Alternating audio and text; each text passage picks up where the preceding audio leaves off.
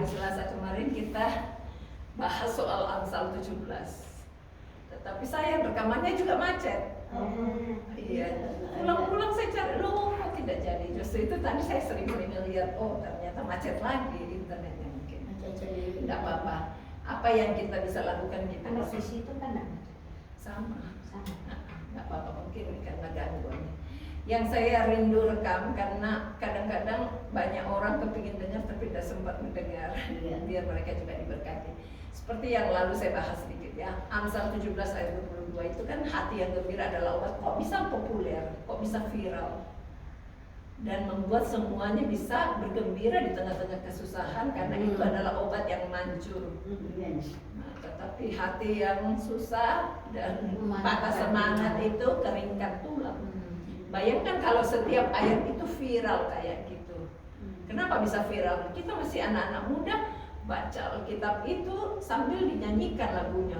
Bisa sampai kalau nyanyi-nyanyi itu atau kayak mau lepas saking semangatnya. Padahal simple, tapi itu mengubah paradigma kita. Bayangkan kalau suntuk, kenapa banyak orang bunuh diri? Dia gembira ini yang dikatakan bukan gembira yang kayak K-pop punya. Dia tiap hari juga bikin orang gembira, tapi dia tidak punya sumber kegembiraan dari Tuhan. Jadi yang Tuhan inginkan supaya hati yang gembira itu kita miliki dan kita bisa pancarkan, itulah yang membuat kita semangatnya tidak pudar. Nah, itu baru satu ayat. Kita Jumat kemarin bahas semua ayat dalam pasal 17. Nah, hari ini kita mau lanjut ayat pasal 18 karena memang ayat itu bukan cuma satu yang bisa mengubah kita, semuanya. Dan Tuhan bilang satu nokta, satu titik aja kalau terbuang tidak mungkin terbuang. Karena apa? Itu sangat berarti. Apalagi titik itu bukan berarti dot yang bahasa Indonesia, bahasa Inggris. Dotnya dalam bahasa Ibrani, bahasa Yunani itu berguna banget kayak Chinese gitu kan. Kalau ada titiknya sudah berubah warna, namanya berubah, maknanya berubah artinya. Jadi Tuhan bilang satu titik pun tidak akan pergi, tidak akan hilang. Langit dan bumi bisa hilang, tapi satu titik pun tidak akan hilang dari firman Allah. Semua akan terjadi. Jadi kenapa kita harus aplikasikan dan viralkan supaya semua orang bisa mengaplikasikannya? Ya, bayangkan katanya di sini ayat 1, orang yang menyendiri mencari keinginannya. Banyak nggak orang yang menyendiri? Kalau kita sudah aplikasikan, minta karunia Tuhan supaya kita bisa buatkan lagu. Iya toh, bayangkan kalau dia menyendiri mencari keinginannya, tapi amarahnya meledak terhadap setiap pertimbangan. Berarti dia tidak dapat solusi dong. Ledak sendiri karena dia tidak menemukan solusi. Dibuatkan aja lagunya. Saya terus berdoa sama Tuhan supaya lagu ini bisa dimengerti, bisa diaplikasikan, diingat-ingat. Kan Tuhan bilang renungkan siang dan malam. Kalau dia tidak baca, bagaimana bisa renungkan? Sudah renungkan aja, kalau nggak dilakukan masih jadi kayak ahli Taurat. Padahal Tuhan ingin kita bukan kayak ahli Taurat. Orang bebal ayat 2, tidak suka kepada pengertian. Jadi kalau kita masih suka menjadi orang yang bebal, tandanya apa? Tidak suka pengertian. Understandingnya nggak ada. Tidak bisa punya roh memaklumi, selalu galak. Kita harus tenang supaya tidak menjadi orang yang bebal. Karena orang yang tidak punya pengertian itu disebut orang bebal. Nasibnya apa orang bebal? Dia suka membeberkan isi hatinya. Ada orang bilang begini, sudah terlanjur ada di hatiku, saya luapkan aja. Benar atau salah? Faktanya betul, tapi tidak benar menurut Alkitab. Faktanya betul. Faktanya benar, banyak yang kayak gitu kan. Tetapi Alkitab bilang begini, itu berarti dia betul. Sayang kan, dia tidak ngerti. Dia kira sama saja, sudah ada di hatiku, ngapain saya simpan-simpan? Bila darah Yesus sucikan saya, buang. Jangan diluapkan sampai orang semua kena getahnya. Kan kasihan. Ya toh? Jadi kita harus berusaha supaya tidak terdeteksi sebagai orang bebal. Kalau dites, Tapi malam saya dan saya terima kasih. oh Tuhan ampuni. Bayangkan kalau dideteksi, ini ada bom atau enggak? Kalau tidak ada bom baru bisa masuk di shopping center kan? Benar nggak? Kenapa kita ke apartemen selalu dideteksi? Ada bomnya enggak? Tidak layak masuk apartemen. Masuk surga layak enggak kalau kita jadi orang bebal? Itu Mbak ya. Udah hari Jumat kemarin sampai bilang Tuhan, terima kasih, kita harus lurus karakter. Soalnya bukan kita yang punya rumah. Memang kalau percaya langsung mati selamat, tapi kan kita masih disuruh hidup, berenang, keluarkan semua kebusukan kita karena mau masuk surga tidak bisa menerima orang busuk. Tidak cocok, tidak sama tutupnya, kudus. Kita diberi kesempatan untuk diproses. Kalau tidak mau ke gereja terus bagaimana caranya di training? Ke gereja pun kita harus di training sampai bersih. Kalau perlu terlungkup Tuhan ampuni saya. Dan jangan buat lagi, itu namanya file, catat baik-baik. Saya tidak mau lagi jadi orang bebal. Kelihatannya dia, Tuhan kan ampuni. Memang Tuhan mau disuruh salib terus. Ya toh? Jadi kita harus stop menjadi orang bebal. Jadi tandanya orang bebal berarti tidak punya pengertian, tidak punya roh memaklumi, tidak mau tahan-tahan hatinya. Dia suka beberkan isi hatinya. Ayat 3. Bila kefasikan datang, siapa yang suka datangkan kefasikan? Tidak ada, tapi itu tidak diundang bisa datang. Karena nenek moyang kita punya patronnya begitu. Dia kan di luar Tuhan. Tapi kita harus punya pintu. Ya, jangan dibuka pintu bagi kefasikan. Datang juga penghinaan, kita suka look down orang lain. Kita harus hormati dia. Katanya pastor di kakinya yang sakit, masa dia bilang kaki ini kurang ajar, kenapa dia sakit? Tidak bisa. Mesti diobatin, disayangi sampai dia sembuh. Nah, kalau kefasikan datang berarti tidak mau tahu terhadap siapapun juga, datanglah juga penghinaan. Dia suka look down orang dan celah disertai cemooh. Jadi Alkitab ini lengkap sebenarnya, cuma sayang orang tidak suka baca. Kadang belum baca lewat, ya Pak Mun, tidak boleh lewat ya. Pak Mun nanti tak doain supaya bisa jadi penulis lagu Pak Mun. Jadi setiap kali Pak Mun baca Alkitab, ditulis Pak Mun. Setiap kali doa Pak Mun nyanyikan itu semua yang Pak Mun tulis, nanti menjadi lagu. Oke?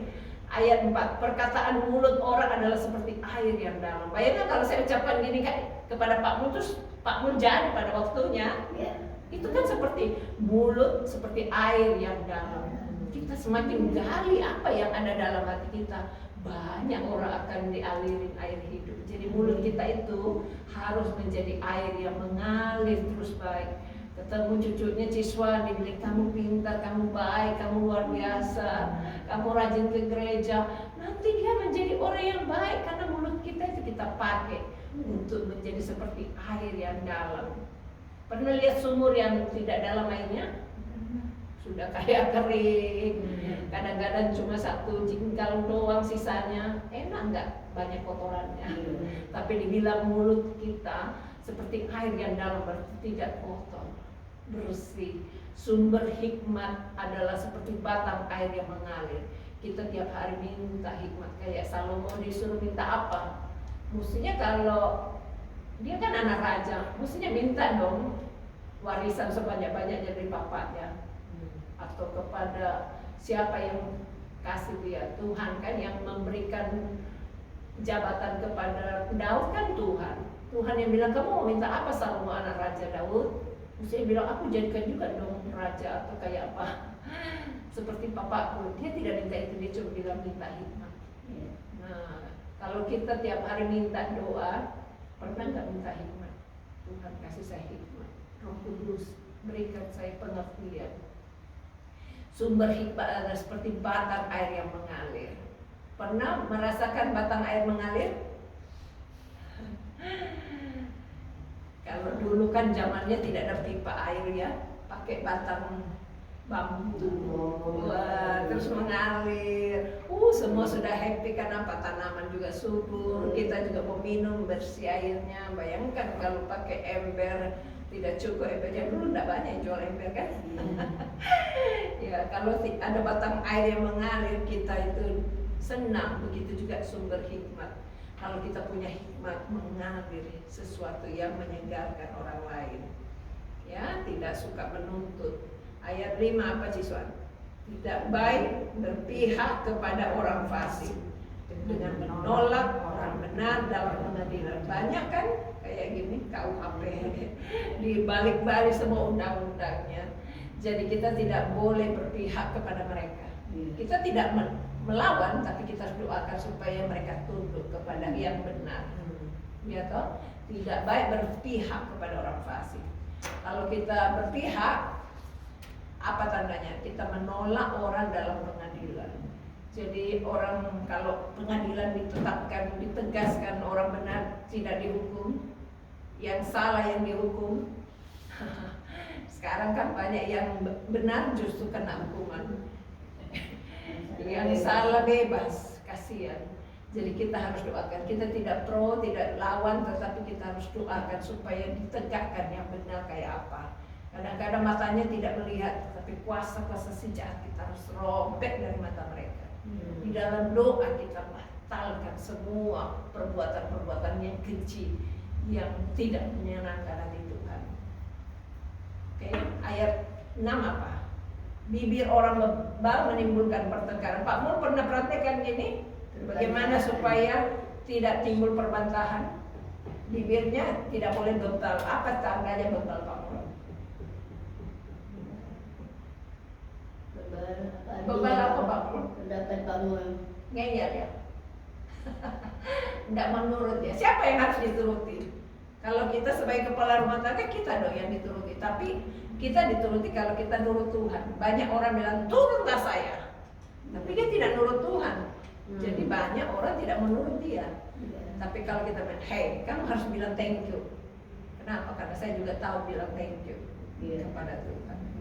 Kamu jangan merokok, tapi saya merokok. Dia tidak diturutin.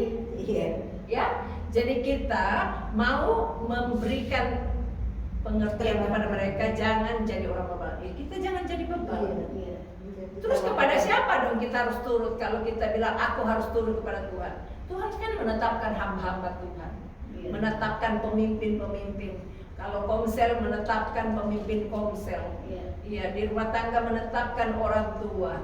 Jadi kita turut semua supaya semuanya bisa tidak menjadi orang yang bebal. Karena apa? Orang bebal itu menimbulkan perbantahan. Tidak ada yang menurut. Terus mau jadi apa dunia ini kalau semua berbantah-bantah? Dan mulutnya berseru meminta pukulan. Apa itu minta pukulan? Tidak fair, tidak fair, tidak fair. Ayo dihakimi, ayo dihukum. Tidak perlu begitu. Kita harus doa sama Tuhan supaya Tuhan meredahkan perbantahan, meredahkan, membungkam kebebalan. Khususnya di Indonesia ya, supaya tenang, damai, sehingga mereka bisa berproduktif daripada tiap hari ribut sana sini, kasihan energinya dihabis-habisin. Kita minta hikmat bagi pemimpin-pemimpin supaya tidak maunya sendiri. Oke. Orang bebal dibinasakan orang oleh mulutnya, bibirnya adalah jerat bagi nyawanya. Ya sudah pasti 100 kata Guwati. Jadi kita tidak boleh terjerat atau masuk dalam lingkaran orang bebal. Ayat yang ke-8 bagaimana aplikasinya Chief Swan? Perkataan pemfitnah seperti sedap-sedapan yang masuk ke lubuk hati. Iya. Kalau ada orang salah, dia tidak tahu kalau dia salah. Kenapa? Supaya tidak difitnah. Kan kalau dia disalah-salahin, dia merasa difitnah karena tidak tahu kalau dia salah. Supaya dia tidak merasa salah, kita harus omongnya empat mata. Contoh ya, anakku itu kan kalau pergi sekolah selalu terlambat 5 menit. Terlambat 5 menit. Kadang-kadang dia terlambat karena gurunya yang suruh buat brosur dan lain-lain.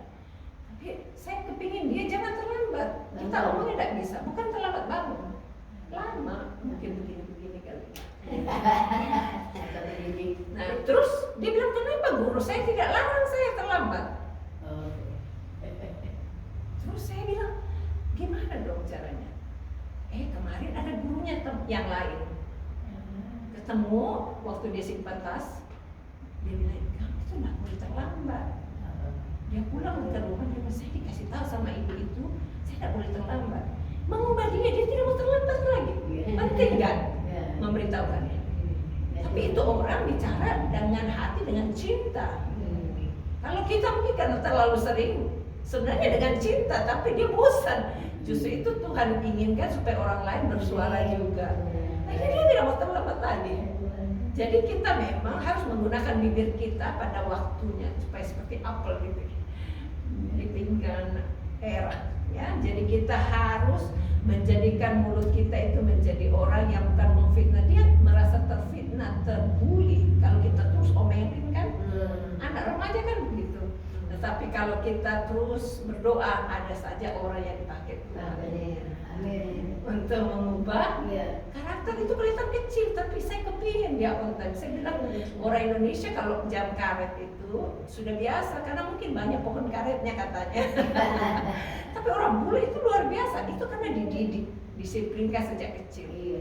Kalau orang Indonesia kan banyak komunitasnya. Kita sudah mau pilih, ada orang datang, halo, bagaimana kabarnya?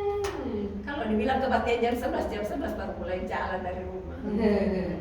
Ya toh, itu kalau bilang jam 8, sehingga ada satu orang bilang begini, saya sebagai pemimpin bilangin jam 5 padahal mulainya setengah 6. Salah nggak?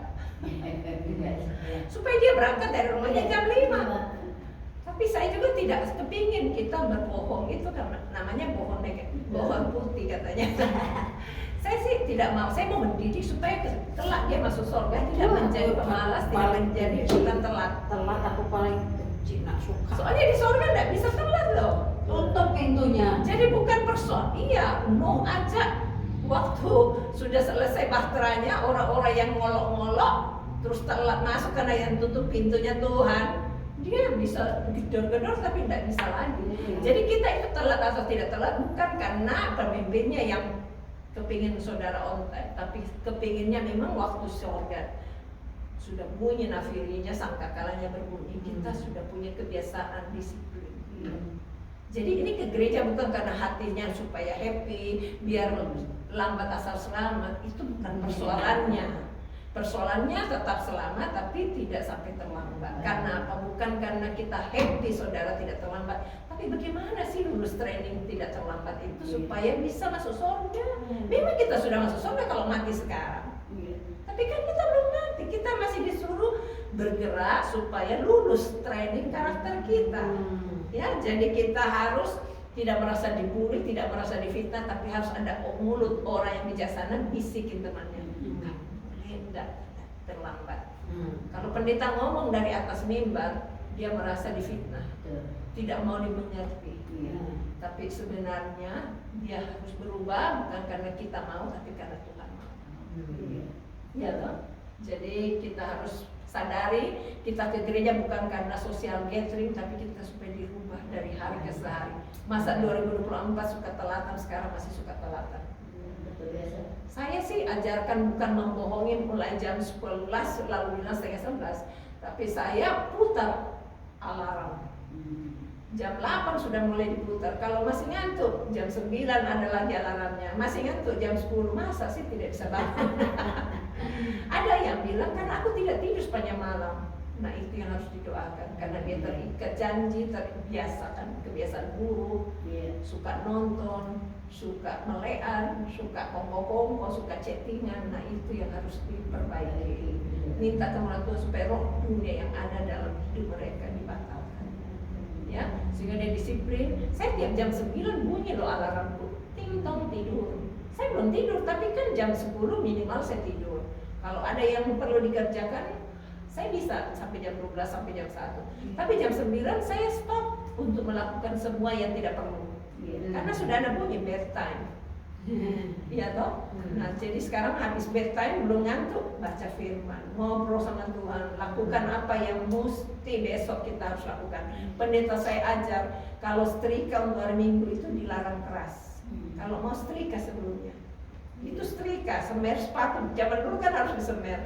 Cuci mobil, jangan orang bilang, oh saya masih ngepres, saya masih cuci mobil, saya tidak mau kotor-kotor. Itu semua bagus, jangan dikerjakan. Sabar, ya Pak Mulia. Jadi mau potong buahnya Pak Mul, jangan di gereja, kasih tahu. Kalau tidak usah dibawa buahnya. Supaya waktu jam ibadah ting-tong, kita sudah ibadah. Kasihan yang motong-motong tidak ibadah. Oke? Jadi semua mau bikin makanan bagus, tapi jangan merampas jam ibadahnya. Iya. Karena apa artinya kita nggak disiplin? Iya. Ya kita harus lulus karakternya. Kita bisa menolong orang, tapi diri kita harus tertolong. Menjadi orang disiplin, menjadi orang yang tidak melanggar apa yang Tuhan inginkan. Habis sudah waktunya, nanti dilanjutkan lagi. Ya, biar kita semua diberkati seberapapun yang bisa kita renungkan. Berkatmu tercurah bagiku, berkatmu yang meliharaku, seperti anggur yang manis kau menghias hidupku. Berkatmu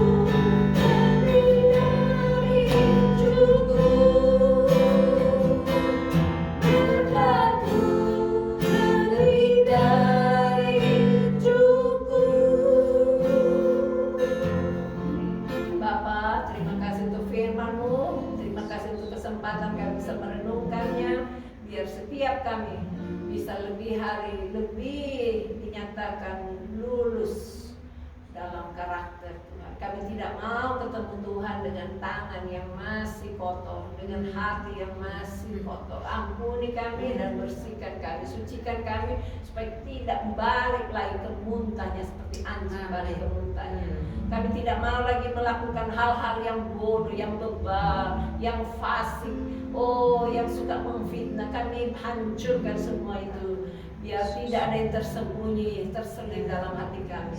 Bantu kami supaya jemaat Tuhan bisa melihat hidup terang yang ada dalam hidup kami, sehingga kami bagaikan air yang mengalir, air yang dalam, air yang bersih, yang bisa membersihkan juga yang lain tanpa menyakitkan yang lain. Terpujilah nama-Mu. Sebentar kami akan pulang ke rumah kami masing-masing. Tibakan kami di tempat tujuan dengan selamat. Berkati setiap apapun yang kami lakukan, biar semua bisa memperkenalkan Tuhan dalam nama Yesus. Amin. Tuhan berkati. Maaf, sudah lapar ya. Buka puasa.